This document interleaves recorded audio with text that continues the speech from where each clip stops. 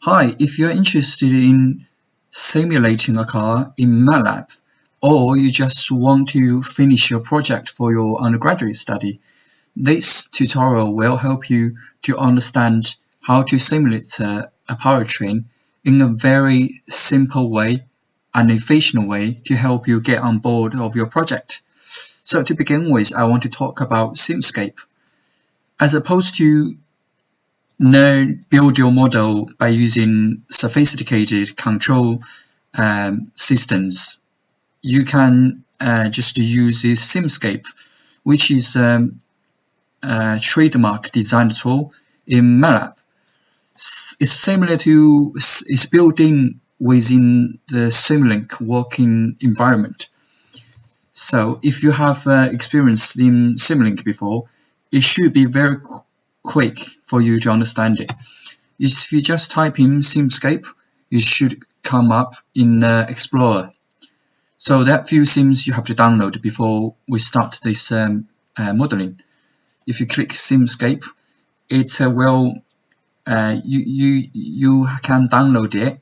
There are different modules within the Simscape. So when you run this model, if you done wrong, it will prompt you what you need for your project, so you can download it again. Just make sure you have all the softwares downloaded on your computer or laptop. So this tutorial is designed to give you a basic understanding, so it won't take you to a level that is so complicated that normal people would understand. And I did this project because I was tasked to investigate a smart car's fuel efficiency and CO2 emission, and Simscape does the job. If we go to the browser, let's say if you have downloaded already, in Simscape it will have those called objects, physical objects that you represent your driveline. So give an example, you come to clutch, different types of clutch arrangements and systems within a clutch, and obviously depending on what you want and what you try to simulate, you pick up the right one for yourself. And it's very much like Simulink.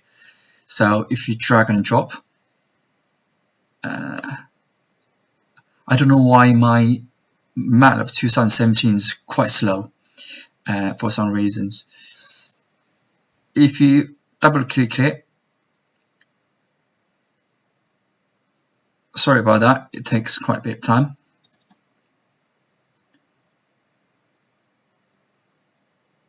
Oh, come on.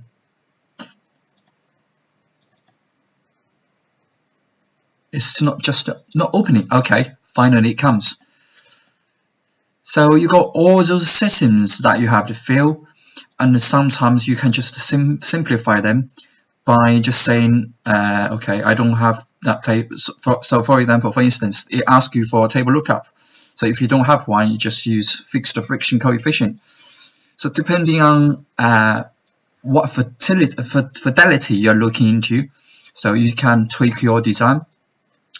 But before, imagining this is the first time to do a simulation, what you have to have is a baseline, which that gives you the basic data. So I try to delete it, but it doesn't allow me to do that. Okay, so slow 2017. So I don't recommend you use this version.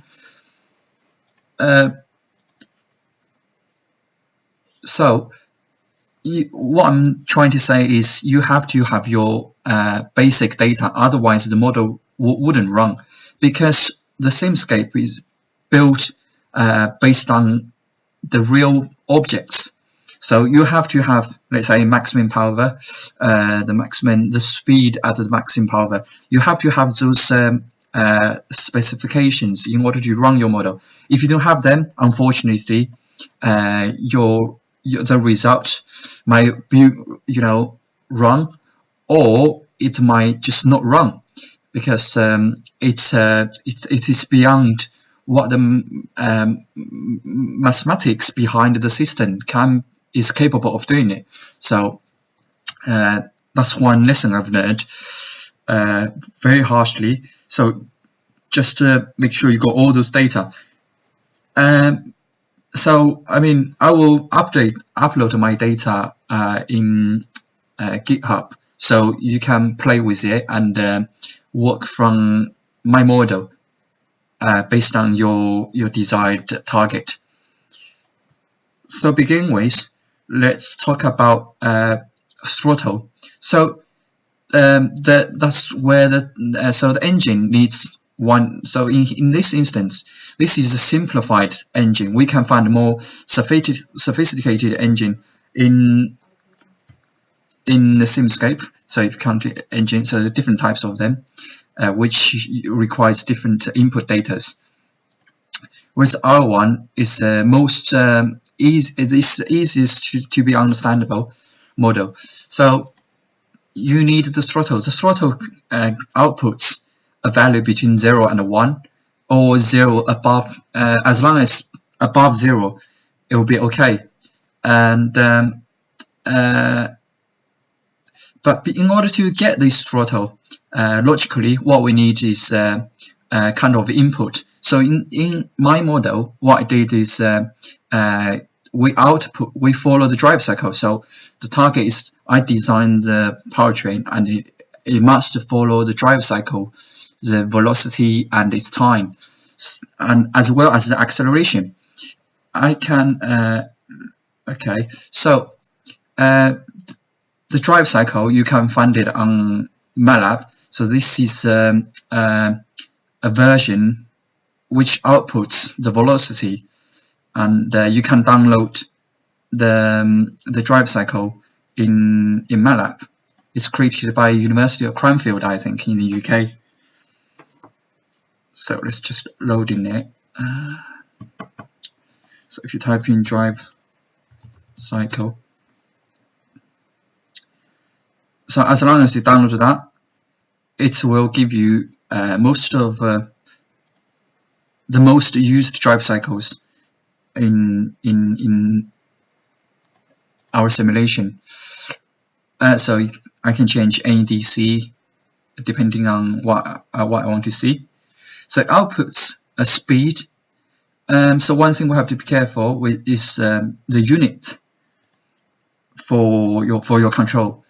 So let's say come to the throttle. The throttle takes in two inputs. One is the reference speed, and one is the speed of the vehicle that is running now. So it takes in that speed. And so this is a very simple controller I built for this particular vehicle. So depending on your design, you might have to tweak your controller. But my controller does the job, so it works fine. You might want to, if you have a better understanding about control systems in MATLAB or Simulink, you can change it and give it a better response. So it takes in the speed and it gives an error. So based on the error, it outputs the throttle and also the brakes. And that game in there is just is to multiply the braking force, which I can show you later. So the throttle is between 0 to 1, and those are my parameters. I try to add the derivative as one of the within the controller, but due to I think the algorithm, it doesn't allow me to use derivative. It outputs error because I'm not so familiarized with control in Simulink and MATLAB, so I won't be able to answer that. Hopefully someone who is more capable of doing that could help us out. So it gives us the throttle 0 to 1, and so in here, Simulink PS converter. This is a signal conversion sort of block. So it converts 0 to 1, the actual number, the value. Let's say if you think it is as if it's a double value, you convert that into So in here you got the input signal value, so you can pick it, what it is, what's the unit. So as I try to say, it's a dimensionless value, so we just put it as 1.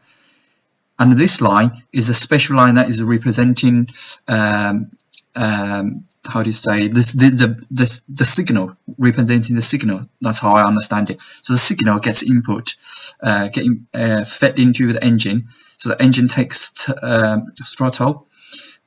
So and those green lines, as I try to explain, they represent the rotational part. If you just imagine, this is the crankshaft. It outputs the speed, the rotational speed, as well as the torque to the gearbox. So they call it as a conserving port. So all your acceleration, anything to do with the speed, rotational speed or whatever, has to be linked within the line. So you can see from the engine crankshaft into the input of the gearbox, and all the way along to the vehicle body. And this is for the FX. It's basically a solver. Within your SimScape model, you have to have one of this block. And again, for this, as you can see on the top right, it's a mechanical rotational reference. So what does that mean? When we measure the speed in real life, we need to have a reference object. So that's what it's designed for. So as you can see, SimScape is very close to reality.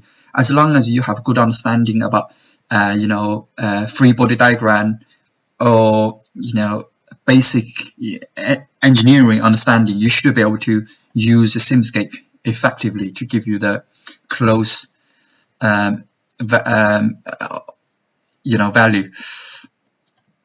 So the next thing, let's come to S. S in here represents sensor. So that's how I name it. And we have an ideal torque sensor and ideal rotational sensor. Depending whether you want to measure those speed, you can put a sensor in there. As you can see, there is R. That's basically taking the input. Obviously, we can open it up, and then you can press help.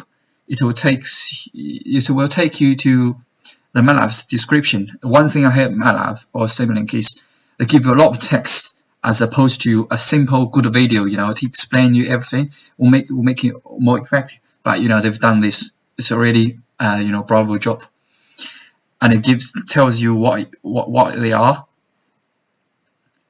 And so in this model, because I want to measure the rotational speed, how much speed is rotating, so I can multiply that with the torque. Therefore, I can calculate the power of the engine that is outputting. And because the difference between this one and this one is that for the rotational speed, because we're looking at it as the absolute reference. So you have to use mechanical rotational reference, whereas the torque is measured relatively between each side, so each end of the shaft. So you have the input at the left hand side of the shaft, and then the output at the right hand side of the shaft. So I want to measure the difference. Okay, and then the power is sending all the way to the final to the gearbox, and this comes to the technical part of how to simulate a gearbox. So again, in MATLAB, they designed an amazing tool called Stateflow. So Stateflow is kind of like a controller in a very simple way, in a graphical way. And so it's very nice. It's a very nice tool to use, and there is a lot of the tutorials made by MATLAB to help you understand it. And so you can change the design. You can build it from scratch by watching the video for 5 minutes. It's quite useful tool to use. So in my model, I have clearly you can see there's 3 inputs: the engine speed and the vehicle speed, as well as the reference speed. And my model I could say is quite simple and easy to understand.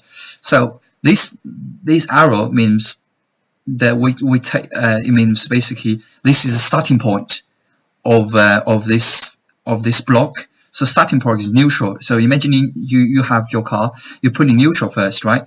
So as soon as we measured, we sensed that there's a reference speed that is bigger than 0. So that means that just imagine you are sitting in the car. The instructor tells you you have to drive the car now, move the car forward. So you put in first gear, and if you pay attention to those arrows, you will have point to the right, point to the left. So that means you go into the next step. And so those are how to say criteria. If the criteria meets your whatever you want to control, it will go to the next step, and it's keep looping.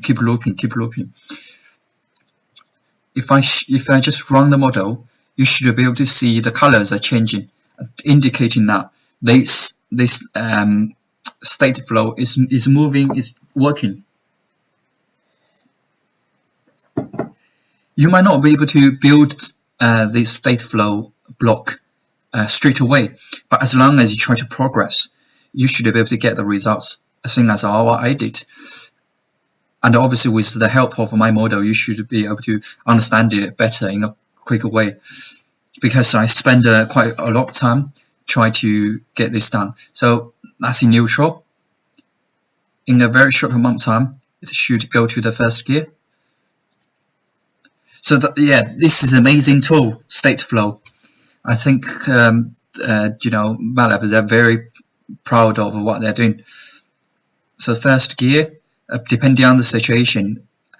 So the speed in here, it's vehicle current speed. If the current speed is above 15 and the RPM is about 2,500, so it goes to a different types of gear. But at the moment, keeps at first gear, depending on the drive cycle you have.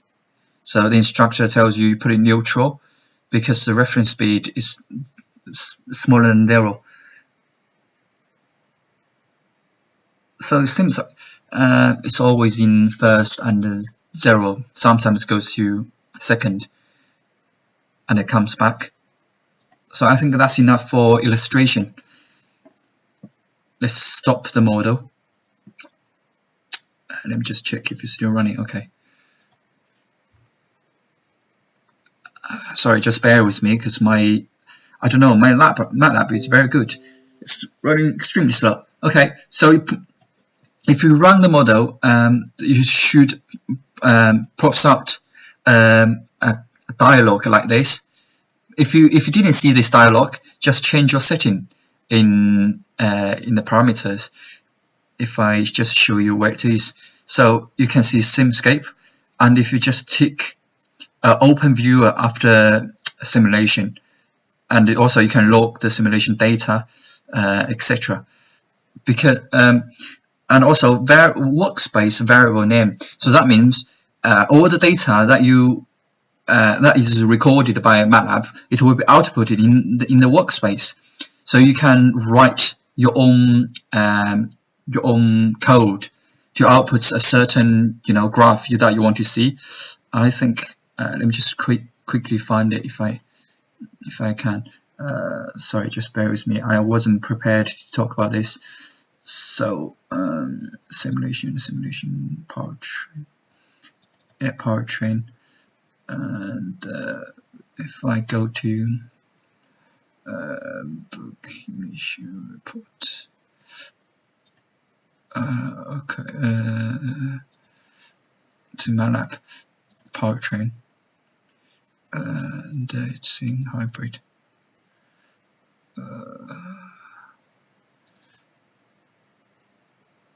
I don't know if I can find it. So I'll just give you one example. So let's say, just imagine the output, the work value, the workspace is called, in this instance, it's called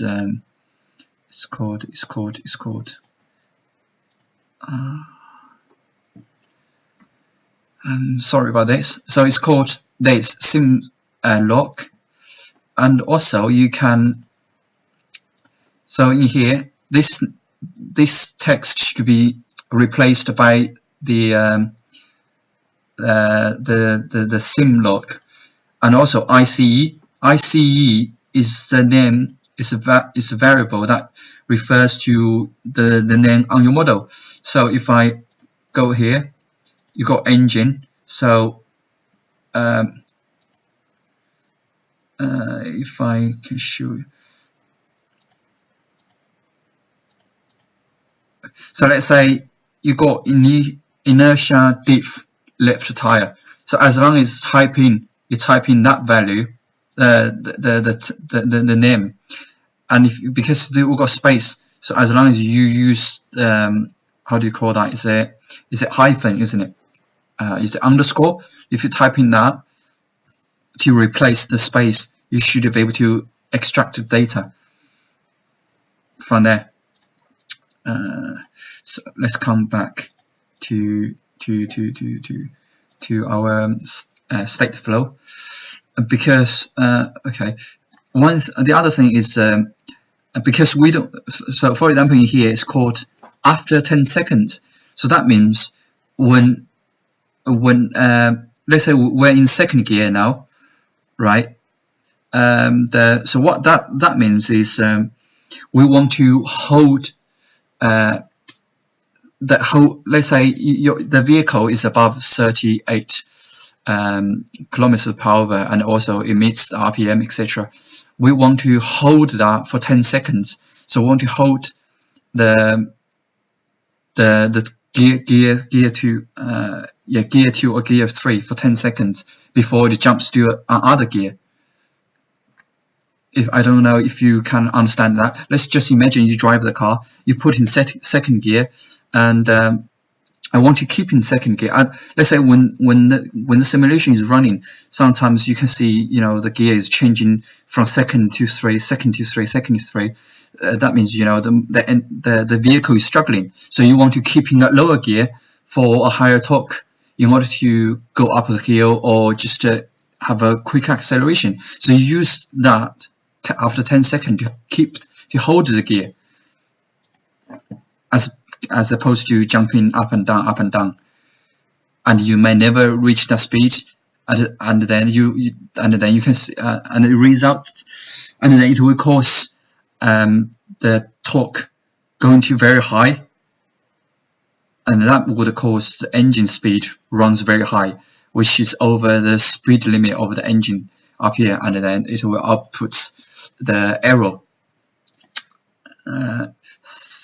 So once we output the right gear, we come to so in my model, this one, as you can see, so this is gear 2, gear 3.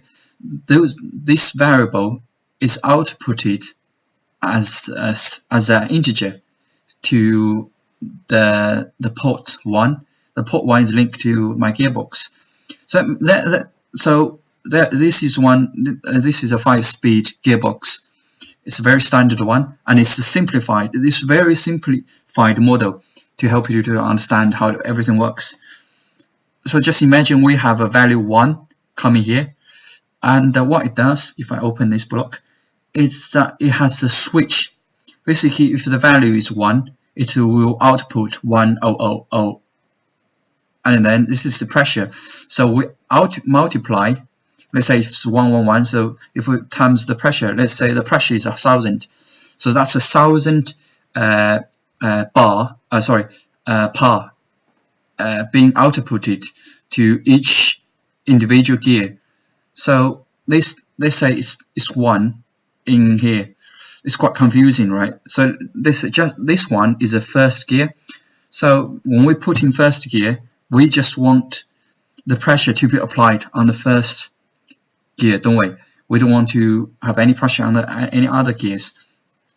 So those pressure being applied on each individual clutch. So this is simplified clutch as well. If I try to run the model, so if you just try to run the model, just to show you what I mean by this.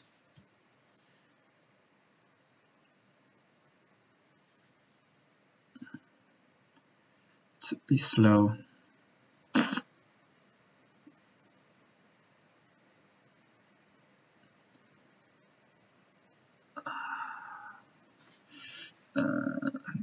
Sorry about this. Okay, so at a minute it's 0, right? So we should be able to see all the values on the right 0. So this is go to, so it's from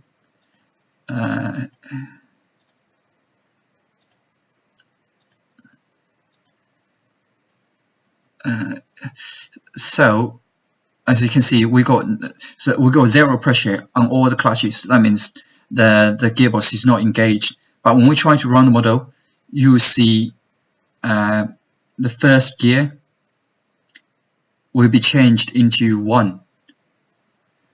Okay, so you see that's the pressure being applied onto the clutch. Okay, we'll stop by there. So because Simscape is physical objects oriented, we have to ensure that the pressure applied on the clutch is able to bite with the friction disc. So imagining that's the input shaft from the output shaft from the crankcase. So we have to make sure the pressure is big enough to engage the clutch. Regarding to how much pressure you need, it's down to the equations that it's regarding to the Simscape calculation equations, which is provided on the website. But just to simplify the process, what I did is I apply a huge amount of pressure just to make sure it engaged every single time. But in reality, it's never that case, right? And but the good thing about this is there is no a maximum point, maximum pressure that you couldn't apply.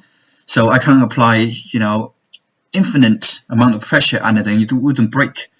So that's good. One thing for the clutch is it saves your effort. And this is the standard gear set. You can set the ratio, and you can set the direction as well. It's quite straightforward to understand, I suppose. And this is the final drive. You can add more gears or inertia for the shaft. In this case, I didn't add any inertia for the gears. You could do, but you might end up with oscillation. This is one terrible thing I found that is very difficult to debug. I shouldn't say debug, because the software is very good. It's down to the baseline specification, whether you have those inertia data of each gear. If you don't have them, and you just add a random value, it will give you some huge numbers, or it might not have any effects. So for my case, I just leave it. So the brake pressure is applied into this vehicle body. So you can see that's where that's port 1. So the pressure is applied into the drum, and then also there is sensor, similar thing, as you can see. So I'm taking the absolute rotational speed of the shaft, and also I take into the torque into account in order to calculate the power that the vehicle receives. And I got a damper in here just to try to simulate the damping effect, the viscous effect of the transmission system, and I got inertia gearbox differential. Actually, this model you can see this bit in here is I copied it from somewhere else, and because this person, he has published a work in Simulink, so that means his data is properly functional. It's not something that I just guessed out of my wild thinking. Sorry, I show you. I'm not very satisfied with this 2017 version. Surprisingly slow for no reason.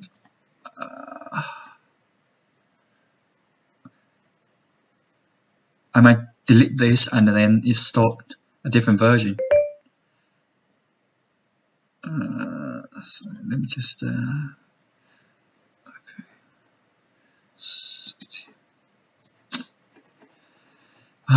Come on, MATLAB.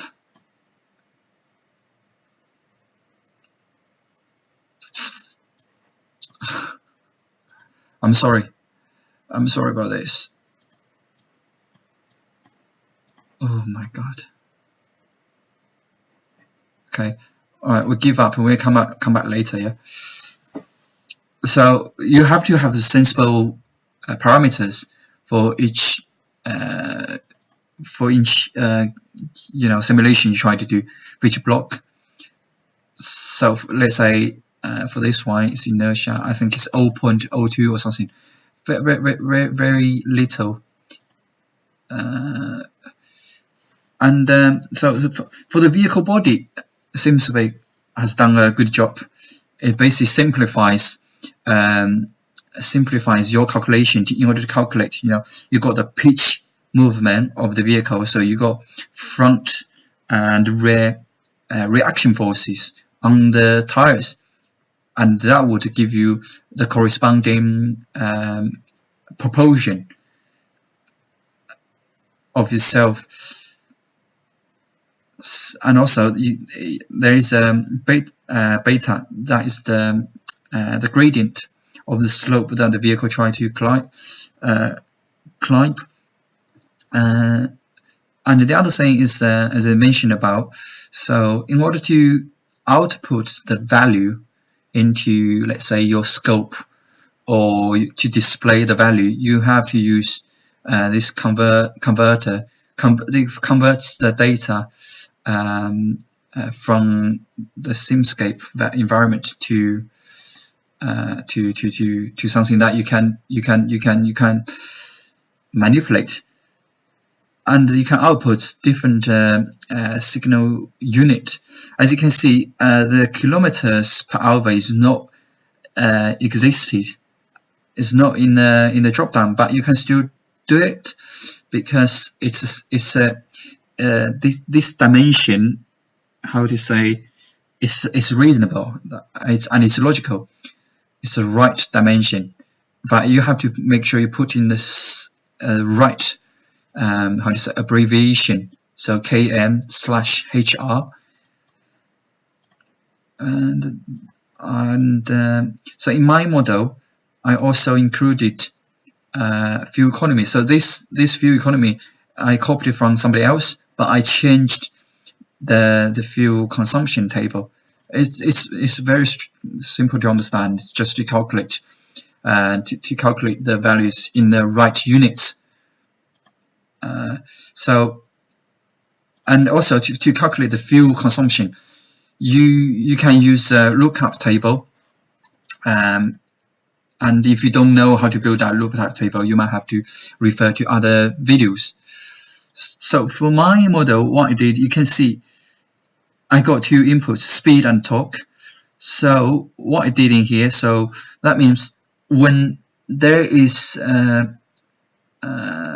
so when there sorry, let me just think, because I did this well back. Rotex. Okay, I think I get it now. So depending on the speed and also the torque, let's say when the engine speed is 0, let's say when the engine speed is 700, I don't want that to produce any fuel. So that's my assumption, because in the drive cycle, I want to, let's say, if I come here to show you,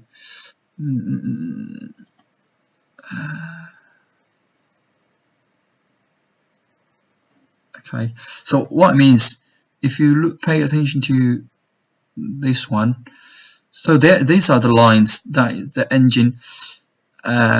So in your drive cycle, in your drive cycle, the car is driven and sometimes it stops. Let's say in the NEDC, there is a long period the car stops. So I pretend that stopping time, that duration, the engine is not using any fuel. So just to think it as if the engine has been turned off. That's my thinking. That's how I think this model should run. And so obviously you can change the fuel consumption table based on what you want, or you can build the model more sophisticated.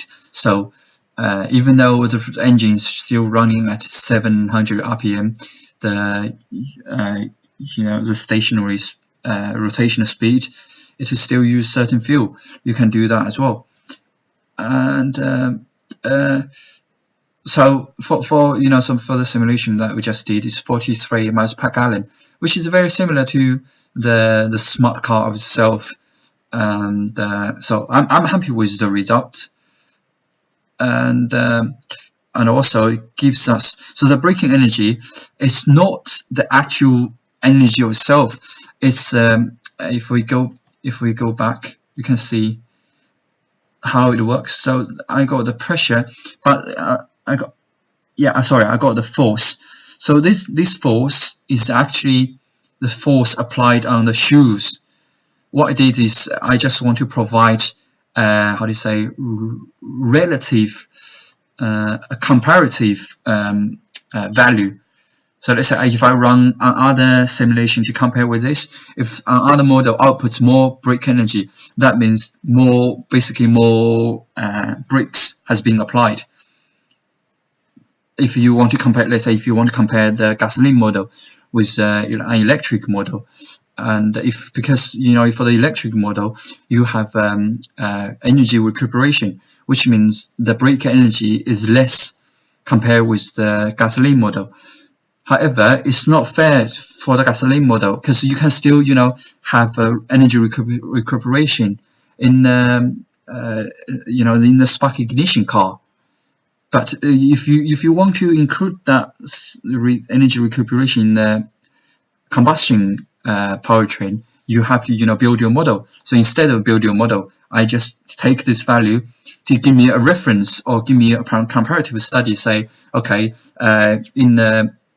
in the electric model, and this is that is how much energy is used. So compared with this is how much energy it has used, and therefore, I can say that energy can be saved by having energy recuperation in the SI powertrain.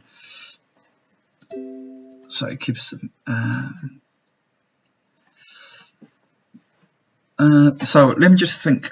Anything else I need to cover? Okay. So if we